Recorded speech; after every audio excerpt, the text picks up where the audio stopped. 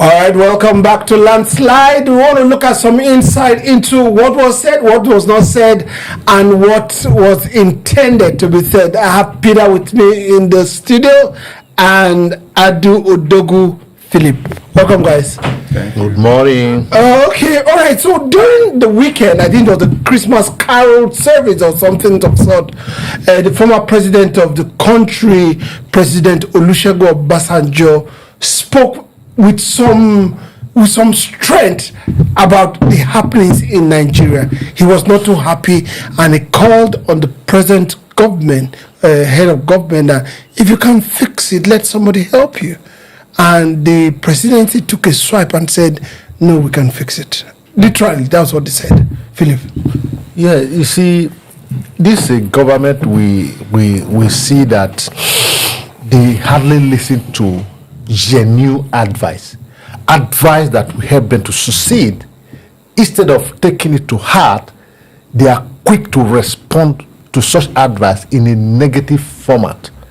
Not too long ago, Donald Trump, the president of the United States of America, did tweet that the Christian in Nigeria and they are being exterminated. There's a kind of genocide that is going on in Nigeria, and that the space of insecurity in Nigeria is getting out of hand, that the president should take decisive action against insecurity.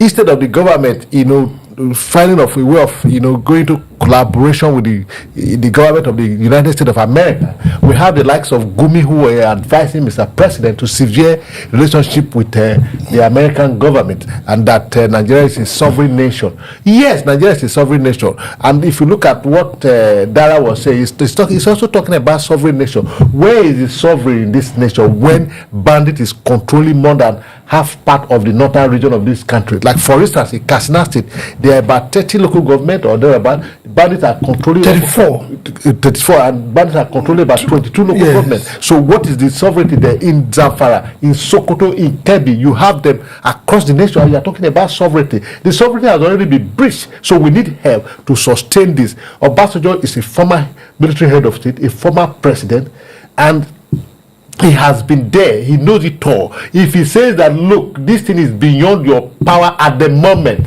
you need help, he knows what he's talking about. But you see, this is a situation in African culture. We have respect for our elders, but this government has made it look as if the African no longer has respect for elder. The way Dara shouldn't be speaking to Obasanjo. If they feel so strongly that what he said is not right, I think they should find a better way of reaching out to him. And they went further. He went further to say that the insecurity that is pervading the country today started from the days of Obasanjo.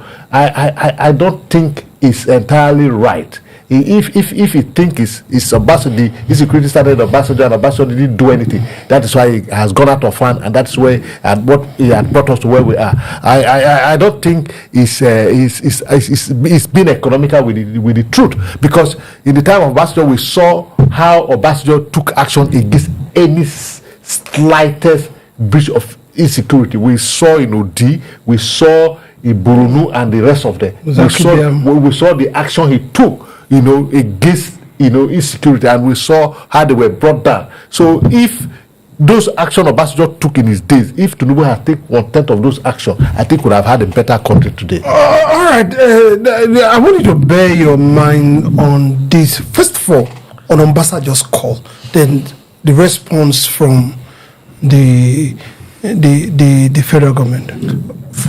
Thank you for having me, and allow me to have a say in this. First of all, we should know that this Obasanjo was former head of state.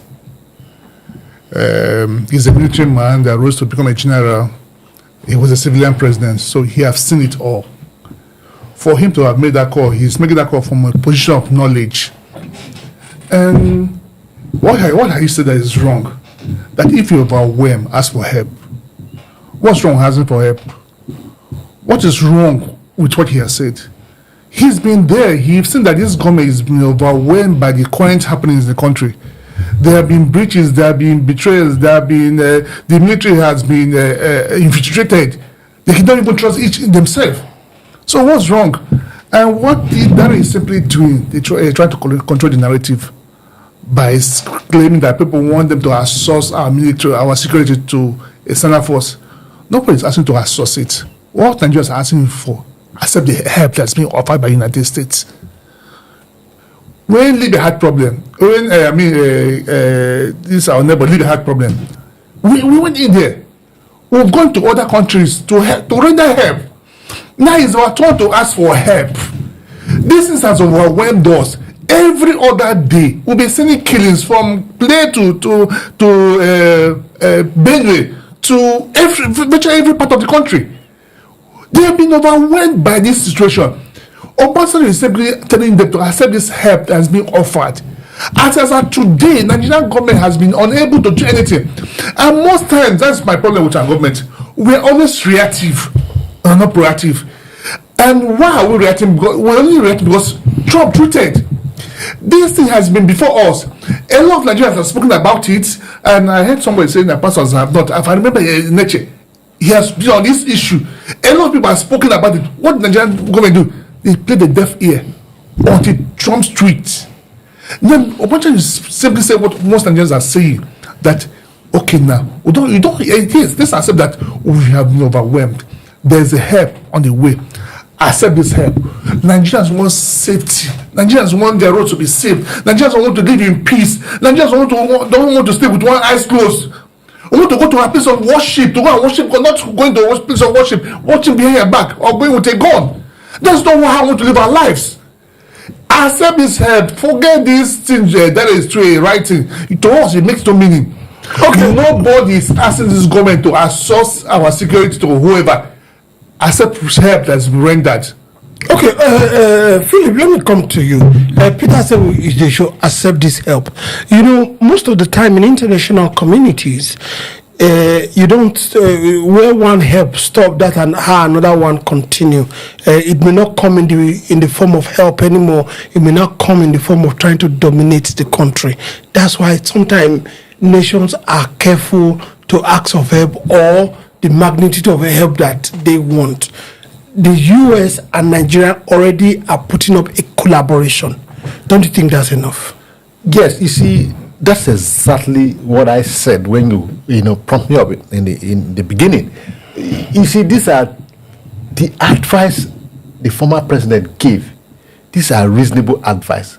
What the former president is saying entirely is not saying that the Nigerian government should surrender our sovereignty to the to international community.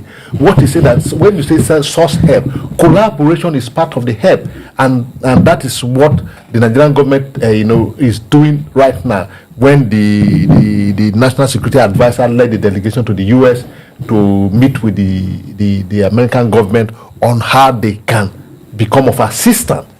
So if you are already seeking the help, why don't you explain to the former president and other statement that look, yes, your advice is worth taking. We had already taken steps towards that direction. Not to be confrontational with the exactly. That's what I'm saying. Instead of trying to speak to an elder as if it is your mate, accusing him of being the architect of the problem. I think this is why I had problem with the statement of that. I agree with you completely. No nation in this to surrender his sovereignty to another nation in the name of help. The help to be defined, and to the extent that it will not infringe on your own right as a nation. Once that is not put in place, such help should not be sourced. Yes, what the bandits are doing is it could happen from other countries. This bandit might be as a result of this. They are being sponsored by international community to destabilize us. So many factors could be responsible for it. But what a reasonable government should do is that when an advice that will be meaningful to you is given, you don't just attack the advisor. You look at it critically, and you must not even respond. Things were made possible by the Nigerian government. If the one our president had declared state of emergency, the way he removed floated naira and removed subsidies, that won't be here. If they have attacked this insecurity headlong, won't be here. When we have listened to America, most times people make reference to Iraq. See America, we went into Iraq. See Iraq today, but nobody make reference to Qatar. America was involved in Qatar to defend it when Iran wanted to overrun him. But look at Qatar today. No, Qatar is a very small country. The point is making reference. Yes, they came to help, and they still maintain their. Look at Qatar today. People make reference to Iraq. That America went to Iraq and destroy Iraq, some other country. But why Libya? Why would they make reference to same Qatar? See, if we have done the needful, this wouldn't have been possible. We talk about sovereignty. Hold on. That of Qatar is another nation coming to oppress another one. Yes. So that's Iran and Iraq trying to oppress other Kuwait. Yes. Qatar. Do you understand? So American gave them a shield. Now that of Nigerian is quite different. Now also looking at Kuwait and Qatar, knowing that they are a very small country and America has interest there. That's their all, and trying to also control the region. Our country is the largest black African country, and when endowed with mineral. That's why the best case to look at is Libya. No way. Look about Qatar. America has interest in the oil, right? Yes. But look at Qatar today. Even the Americans interest. This is America is exploiting them. Look at Qatar today. You can't compare these two countries.